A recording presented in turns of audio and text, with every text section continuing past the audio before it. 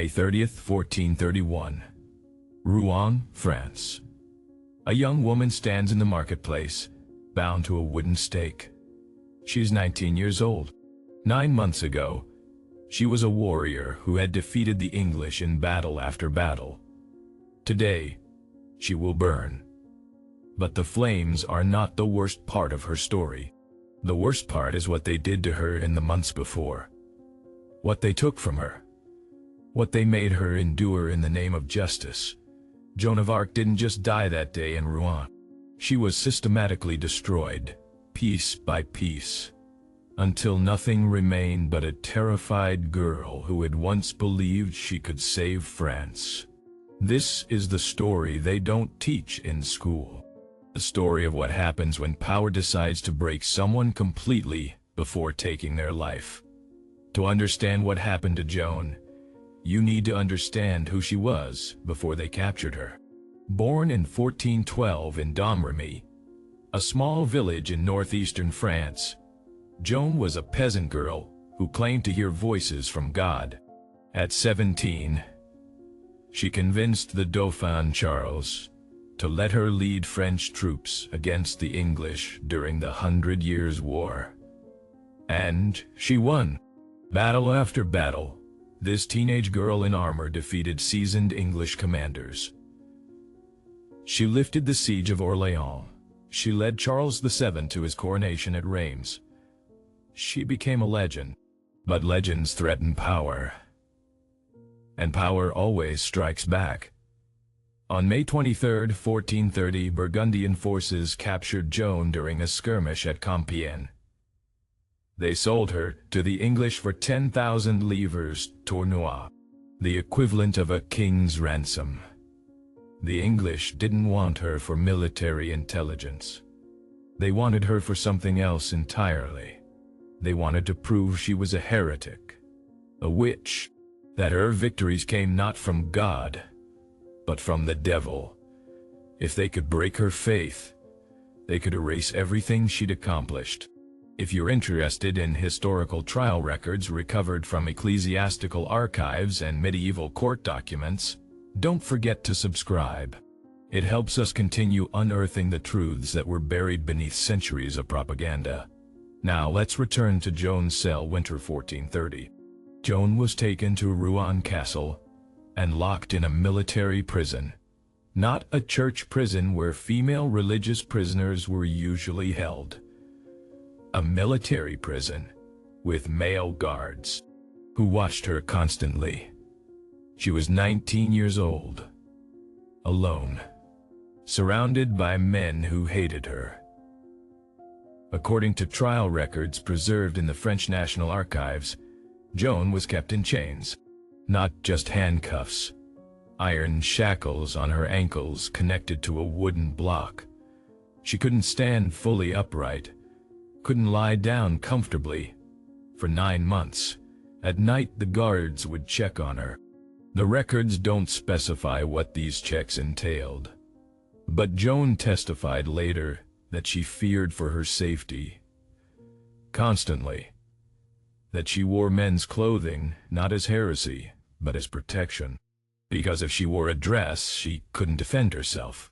Think about that for a moment. A teenage girl, chained in a cell, wearing men's clothes, because she was so afraid of being assaulted by her guards that protection mattered more than modesty. And this was just the beginning. The trial began on January 9th, 1431. But this wasn't a trial in any real sense. It was a show. A carefully orchestrated performance designed to humiliate and break Joan's spirit. Pierre Cochon, the Bishop of Beauvais, led the proceedings. He'd been paid by the English to ensure the right verdict. The trial records, which still exist, show the questions weren't about justice. They were about entrapment. Do you believe you are in God's grace? They asked her. It was a trap question. If she said yes, she was guilty of presumption, claiming to know God's will. If she said no, she admitted she was damned. Joan answered, If I am not, may God put me there. If I am, may God keep me there. Even her enemies admitted it was brilliant, but brilliance wouldn't save her.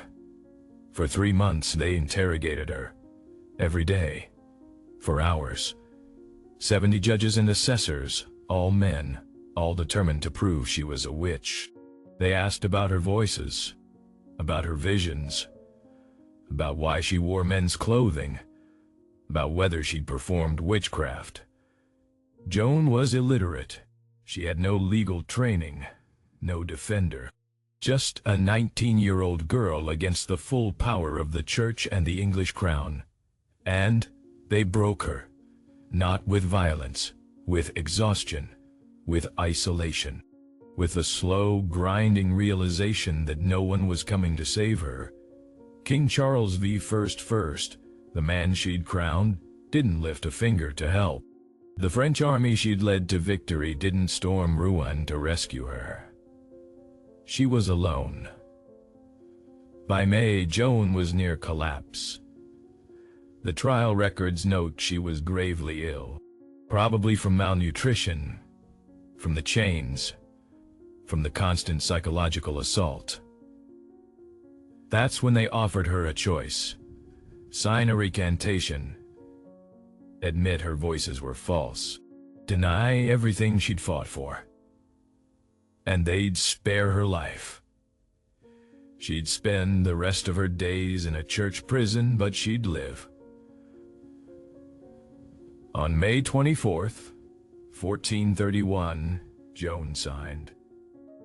Or rather, she made her mark. She couldn't read what she was signing. Some historians believe she was tricked. Others believe she was simply too broken to care anymore. Either way, it didn't matter, because here's what breaks your heart. The English had no intention of letting her live. The recantation was just another way to humiliate her, to make her deny herself before they killed her anyway. 3 days later, Joan was found wearing men's clothing again in her cell. She later testified that someone had taken her dress during the night, that she had no choice. The guards reported it immediately. Cauchon declared she'd relapsed, that she was a heretic again. The sentence was death. On May 30th, 1431, they led Joan through the streets of Rouen. Thousands gathered to watch. Some cheered.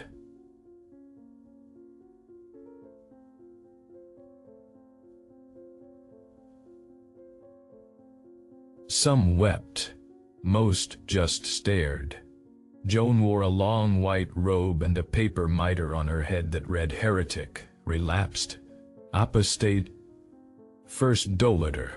Every word a lie. Every word designed to strip away her dignity. At the marketplace, they tied her to the stake. The executioner later testified, according to records discovered in Norman archives in the 18th century, that Joan asked for a cross. An English soldier made her one from 2 sticks. She clutched it as they lit the fire. She was 19 years old. She'd spent 9 months in chains, 9 months being told she was evil.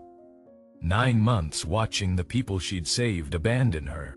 And in her final moments, she cried out for Jesus. Witnesses later testified that her heart didn't burn. That when the executioner raked through the ashes, they found it intact.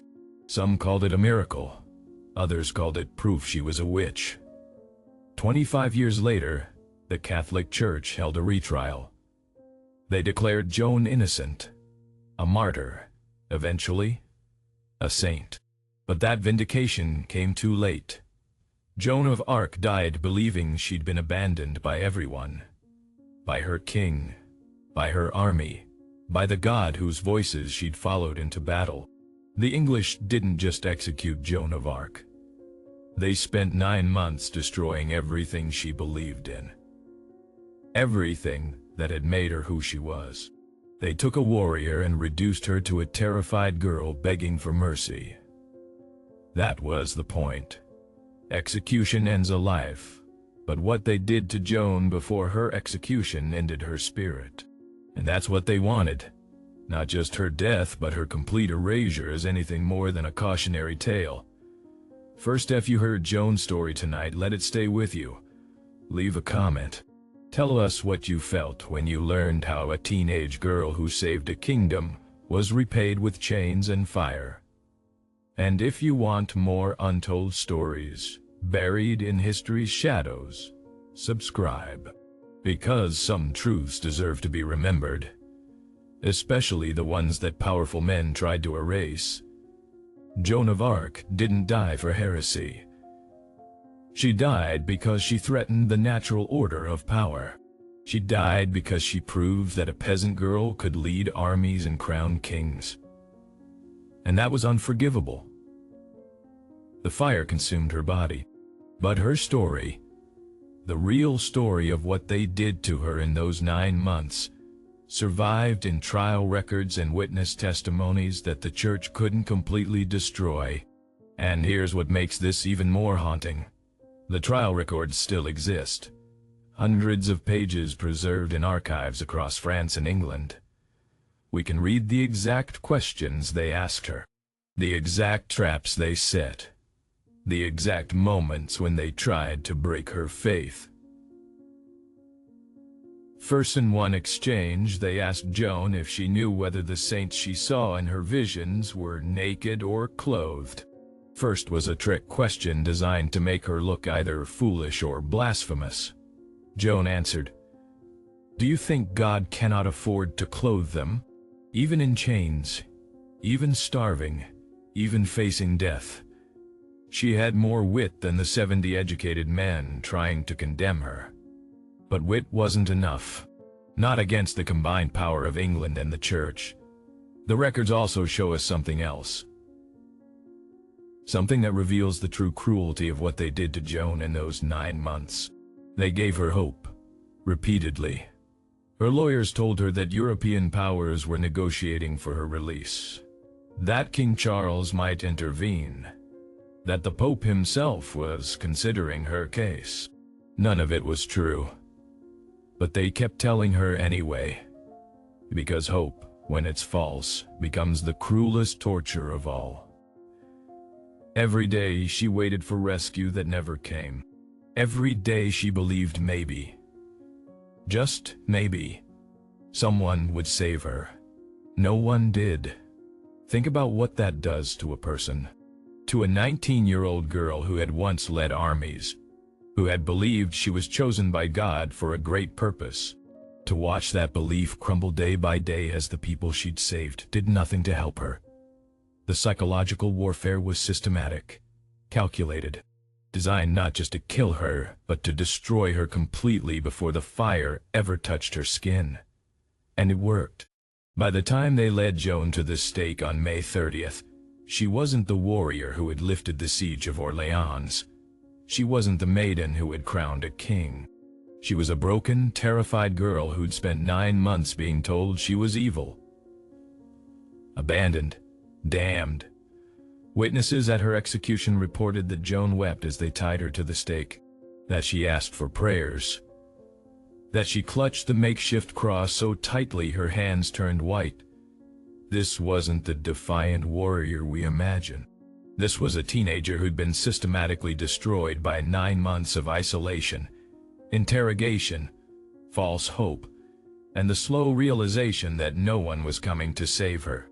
The English executioner later gave testimony that has survived in Norman archives. He said that after Joan died, he was ordered to rake through the ashes 3 times, to make sure nothing remained. No relics, no bones for pilgrims to venerate, nothing. They wanted her erased completely, but he also testified to something else. He said he couldn't stop thinking about her final moments. About the way she'd cried out for Jesus. About the way she'd clutched that cross. He said it haunted him for the rest of his life.